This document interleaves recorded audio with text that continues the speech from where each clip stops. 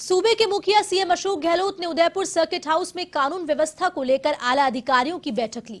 इस बैठक में सीएम ने निर्देश दिए कि कानून व्यवस्था का उल्लंघन करने वाले व्यक्तियों को विरुद्ध सख्त के सख्त कार्रवाई की जाए, चाहे वह किसी भी जाति, धर्म, वर्ग या दल का क्यों ना हो। इस दौरान सीएम ने पूरी सतर्कता के साथ क्षेत्र में शांति व्यवस्था कायम रखने और हर संदिग्ध गतिविधि पर नजर रखने के लिए प्रशासन और पुलिस अधिकारियों को निर्देश दिए। आपको बता दें, अधिकारियों को कानून एवं सुरक्षा व्यवस्था के लिए पुख्ता इंतजाम करने एवं पुलिस व प्रशासन को सतर्क रहने के भी दिशा निर्देश दिए गए। साथ ही साथ सीएम अशोक गहलोत ने उदयपुर घटना के संबंध में पुलिस महानिरीक्षक हिंगला जदान, पुलिस अधीक्षक मनोज कुमार से भी जानकारी ली। साथ ही साथ घायल ईश्वर गौड़ के एकमात्र चश्मदीद गवाह होने के कारण उन्हें और परिवार को पर्याप्त सुरक्षा मुहैया करवाने के दिशा निर्देश दिए।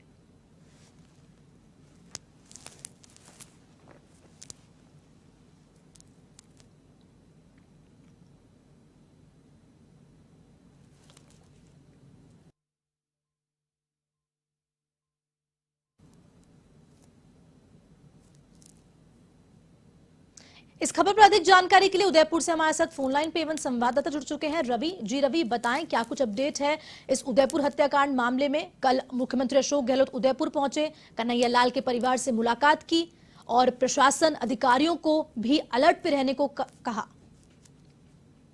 हर्षिता, कल सीएम गहलोत उदयपुर आए हैं। उदयपुर आने के बाद में वो कन्हैया लाल के परिवार से भी मिले, काफी देर वहां पर रुके भी हैं, उनको सांत्वना भी दी, उनको ढांढस भी बंधाया है और उन्हें बोला है कि वो डरे नहीं और सरकार जो है उनसे उनके लिए सुरक्षा की व्यवस्था भी करेगी, क्योंकि इस वक्त जो है उन्हें आर्थिक सहायता तो मिल चुकी है।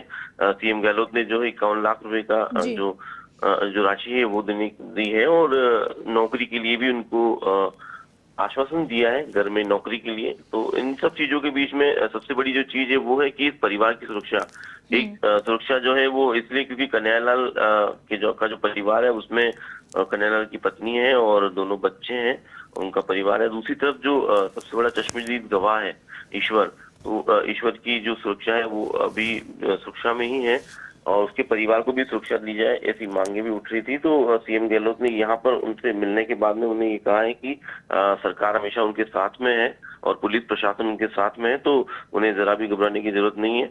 उसके बाद सीएम गहलोत ने यहाँ पर जो है अधिकारियों के साथ में भी अपनी एक समीक्षा बैठक ली है। जो एनआईए है, एसआईटी है और जो यहाँ उदयपुर के पुलिस प्रशासन है, उनसे भी उन्होंने पूरे मामले की जो है अपडेट ली है। काफी गंभीरता से उन्होंने इस मामले को शुरू से ही लिया हुआ है। तो उसके बाद में कल जो है एक दूसरी बात भी सामने आई थी कि एनआईए की ओर से जो है एक ट्वीट भी किया गया था कि अभी तक इस तरह के कोई जो सबूत मिले उसमें कहीं भी इनका जो है बाहर से कनेक्शन नहीं बताया जा रहा है इन दोनों ही आरोपियों का। लेकिन दूसरी तरफ मुख्यमंत्री अशोक गहलोत का कहना है कि जो दो आरोपी जो है पुलिस गिरफ्त में है, जिन्हें कल कोर्ट में पेश किया गया था, तो इनके पाकिस्तान से लगातार संपर्क में रहने की बात तो सामने आ ही रही है। अब यहाँ पर थोड़ा सा जो है वो एक दाव फंसा हुआ है कि एनआईए की ओर से जो कल ही ये बात कही गई थी कि इन दोनों आरोपियों के पाकिस्तान से या किसी संगठन से जुड़े होने के अभी तक कोई सबूत या कोई जो स्पष्ट बात सामने नहीं आ पाई है। और इधर कल दोनों ही आरोपियों को कोर्ट में पेश किया गया था। काफी कड़ी सुरक्षा के बीच दोनों आरोपियों को कोर्ट में पेश किया गया था और वहां पर लगातार जो वकील हैं न्यायालय में वो सिर्फ इन्हें फांसी देने की मांग कर रहे थे। वहां पर काफी भीड़ थी, पुलिस को बहुत सुरक्षा घेरे के बीच में इनको दोनों ही आरोपियों को लाना पड़ा। करीब 40 से 45 मिनट तक जो है जज के सामने दोनों से पूछताछ हुई, इनकी पेशी हुई है और पेशी के बाद इनको कोर्ट से बड़ी मुश्किल से जो है निकाला गया है। जी रवि, मैं पूछना चाहूंगी कि अब किस तरह की उदयपुर में स्थिति देख रहे हैं आप? देखिए, पहले दिन जिस तरीके जब यह हत्याकांड हुआ था उस वक्त लोग जो है काफी जो खौफ में थे। उसके बाद से हालांकि धारा 144 लगी हुई है, इंटरनेट जो है पूर्णतया बंद है, अभी भी इंटरनेट बंद है। तो ऐसे में लोग जो है नेट का इस्तेमाल कम कर रहे हैं, घरों से बाहर कम निकल रहे हैं। लेकिन अब धीरे धीरे जो है बाजार की जो स्थिति है वो सामान्य होती जा रही है, लोग घरों से निकल भी रहे हैं। दूसरी बड़ी बात है कि आज उदयपुर में भगवान जगन्नाथ की रथ यात्रा भी है, तो उसको लेकर भी अब लोगों में उत्साह है, क्योंकि कल रात को उदयपुर पुलिस प्रशासन और धर्मोत्सव समिति के लोगों के बीच में बैठक हुई थी, वही निर्णय लिया कि कुछ शर्तों के साथ में जो है रथ यात्रा को निकाला जाएगा। और एक दिन पहले ही एडीजे दिनेश एमएन ने भी ये बात स्पष्ट कर दी थी जी। कि स्थिति नियंत्रण में रहती है तो हम रथ यात्रा जरूर निकालेंगे। जी जी रवि, एक आखिरी सवाल लेना चाहूंगी कि इस हत्याकांड के बाद राज्य सरकार पर, और चाहे सरकार हो चाहे प्रशासन हो, पुलिस फोर्सेस हो, उन पे सबसे बड़ा सवाल, एक क्वेश्चन मार्क है, उसको लेके क्या आप बताएंगे? देखिए, लोगों में आक्रोश है और सवाल अब जनता सीधा सरकार से कर रही है, पुलिस प्रशासन से कर रही है।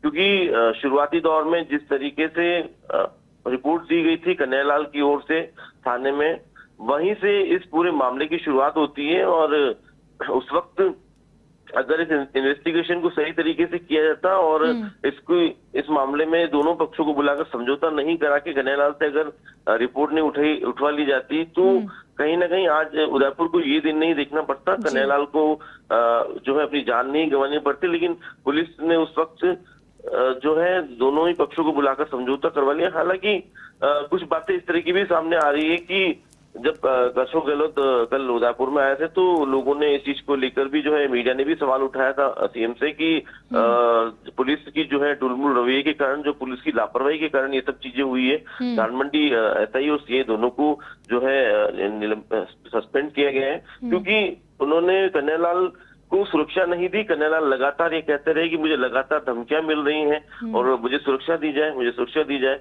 लेकिन उन्होंने उस वक्त नहीं उनकी बात पर गौर किया। लेकिन आज जब कन्हैयालाल नहीं है तब ये बातें और बड़े रूप में सामने आई है। अब कन्हैयालाल के परिवार को सुरक्षा देने की बात सामने आ गई है, ईश्वर को सुरक्षा देने की बात सामने आ गई है, लेकिन इन सब के बीच में कन्हैयालाल को अपनी जान से हाथ धोना पड़ा।